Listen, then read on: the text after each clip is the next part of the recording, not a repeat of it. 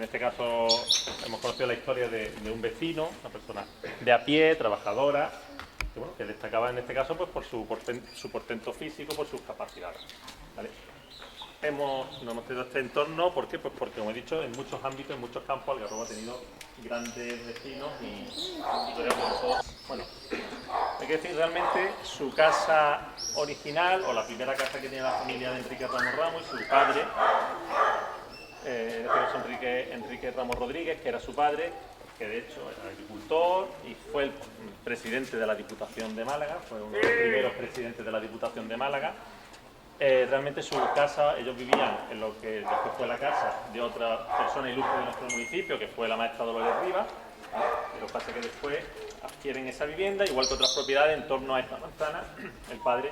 pues al final compra varias propiedades, ¿vale? Pero bueno, siempre porque después ellos realmente se vienen a vivir a esta vivienda y es la que al final se acaba identificando mucho con Enrique Ramos Ramos, que fue ministro de la Segunda República Española.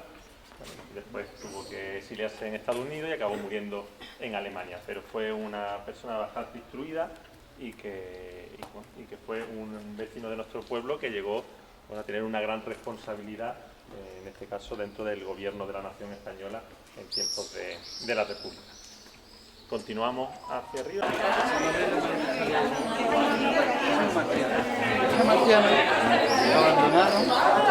Estamos en el barrio, uno de los barrios originarios de nuestro pueblo, el barrio de Santa Rita. Bueno, aquí tenemos Santa Rita y San Antón, como digo, es uno de los barrios. Y nos venimos a esta calle, nos ubicamos aquí, como veis por el nombre, calle, bueno, se vino la moda de quitarle los artículos a los nombres de las calles, realmente calle del peligro, no calle peligro, calle del peligro. Y el posible origen un poco del nombre o de por qué se le conocía a esta calle así, puede estar, nos vamos a remontar un poco a lo que os comentaba antes de la época del señorío, es decir, cuando Algarrobo pertenecía o era propiedad de una persona. El resto de, por ejemplo, Belén Málaga,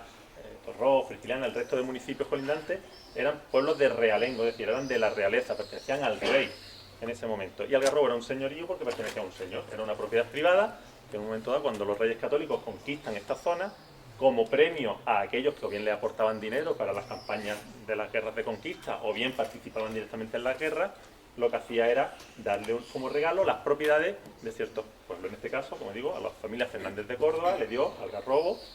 el pueblo de Salares y otro que hoy día no existe, que era o Benescalera o Mezcalera, según las transcripciones, se dicen, pero que hoy día, como digo, ese municipio, ese pueblo no existe. Y entonces, al ser un lugar de señorío, pues aquí quien mandaba y quien decidía lo que se hacía en el pueblo era el señor, ¿vale? Que evidentemente no estaba aquí. Esa familia eran primero eran de Sevilla, después pasó a otras familias de Córdoba. De hecho, una de las propietarias fue Catalina de Rivera, que era duquesa de Alba, ¿vale? Que Algarrobo perteneció en su momento al duquesado de Alba. Como digo, esto era un señorío y eso hacía que fuese lugar de refugio para los malhechores de la época, es decir, gente que delinquía en Vélez, que hacía para huir de la policía de Vélez de aquella época. Entraba en Algarrobo, porque una vez que se metía en el municipio de Algarrobo, la policía de Vélez aquí no podía entrar porque no tenía jurisprudencia. Ellos podían actuar en todos los pueblos de realengo que pertenecían al rey, pero en el señorío era el señor.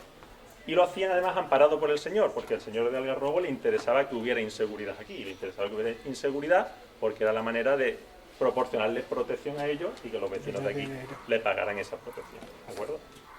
¿Qué ocurría? Pues evidentemente los malhechores se ve que sobre todo venían a esconderse o a situarse en esta zona del pueblo, que era una zona alta que permitía estar siempre lo más alejado posible de los límites y seguramente que en aquella época donde la luz no abundaba, no había electricidad, no había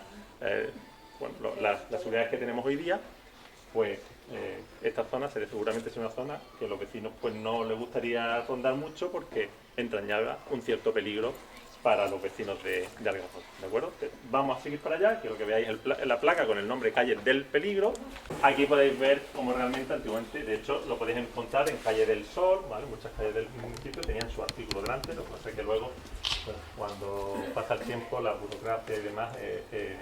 deciden quitar los artículos, ¿vale? O sea, hay muchas calles que tenían ese nombre. Aprovechando también, ya que estamos hablando de peligro, vamos a irnos a otro personaje de nuestro pueblo, que también todos conocéis, y que es Manuel Melgares, ¿vale? Que lo que quería contaros de Manuel Melgares, bueno, una leyenda que realmente no es tan leyenda, es cierta, está recogida por una crónica periodística. Como todos sabéis, en la Nochebuena del año 1884, en Arenas del Rey, ocurre un terremoto que sacude toda la Axarquía y, de hecho, sacude a Algarrobo. Tanto que de los 1000 habitantes que tiene Algarrobo, según recogen los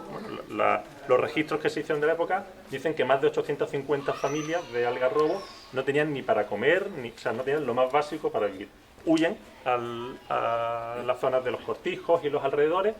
porque ese terremoto del 24 de noviembre se va repitiendo, además con mucha virulencia, prácticamente hasta el 16 de enero del año 1885. Alfonso XII, que es el rey de entonces, prepara una serie de ayudas que destina a los pueblos, y a la comarca de la Axarquía manda a un entonces diputado del Congreso, periodista de la época, reputado, y lo manda, como digo, con una gran cantidad de dinero que tiene que ir entregando en todos los pueblos. Este periodista llega, va con un cortejo con su protección y demás para traer ese dinero, y cuando pasa de Peñaperro y entra en la provincia de Málaga, en una venta del norte de nuestra provincia, para pernoctar. Cuando el hombre para pernoctar, pues va a cenar y a tomarse, a echar un rato a la noche, y encuentra a una persona con la que empieza a hablar, hablan de política, tienen una serie de conversaciones y pasan la noche bebiendo y demás. En un momento dado, el hombre va por más, esta persona que traía ese dinero, va por más bebida a la barra, y la mesonera le advierte y le pregunta que si no conoce quién es la persona con la que él está alternando en ese momento. Él le dice que no, y ella le dice que es Manuel Melgares y que gaste cuidado porque es un bandolero que tiene que es muy conocido aquí en la zona y demás. El hombre, un poco ya atemorizado porque sabe lo que lleva y teme que lo que estén pretendiendo es robarle, va a la mesa, y cuando se sienta, Manuel Melgares lo primero que le dice es que él, habiéndose percatado de que evidentemente la mesonera le había dicho eso, le dice que no se preocupe, que él no le va a robar porque el dinero que trae es para sus vecinos, y que de hecho le brinda la protección para que pueda entregar ese dinero a todos los pueblos sin que nadie le vaya, o sea, garantizándole que nadie le va a quitar ese dinero y no le va a robar. Como digo, este periodista luego publica una crónica donde cuenta todo y relata todo ese hecho, y además habla del nivel cultural de Manuel Melgares y de cómo le había sorprendido pues ese alto nivel que él tenía de conocimiento, de estudio y demás, que no lo asimilaba a una persona que se dedicara a lo que Manuel Melgares se dedicaba, ¿vale? Pero que gracias a él y a esa protección que le brindó, pues también garantizó que las ayudas llegaran a los vecinos de Algarrobo y contribuyera a la reconstrucción, porque de hecho hubo que reconstruir muchas viviendas, y gracias a eso, pues bueno, creo que de ahí viene también un poco esa leyenda que tenemos, o sea, esa imagen que tenemos de Manuel Melgares, de que aparte es un bandolero, y evidentemente los bandoleros no podemos olvidar que son personajes sanguinarios y que al final se dedicaban a extorsionar y a asesinar a personas para ganarse dinero, pero como digo, esa vertiente que conocemos de él, o que se conoce en el pueblo, de que era un bandolero pero con una cara amable, pues creo que crónicas como esta son las que han contribuido a que así se viera.